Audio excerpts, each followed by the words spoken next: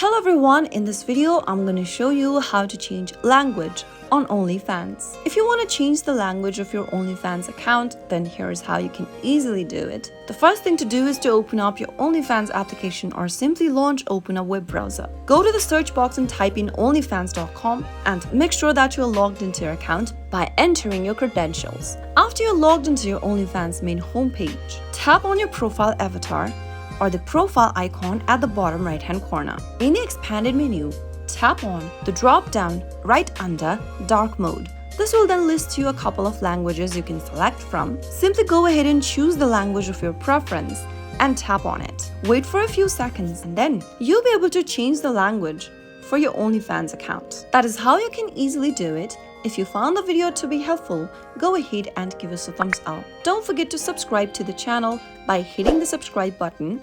Also press the notification bell so that you'll never miss another upcoming upload from us. I'll see you soon with next video. Goodbye till then.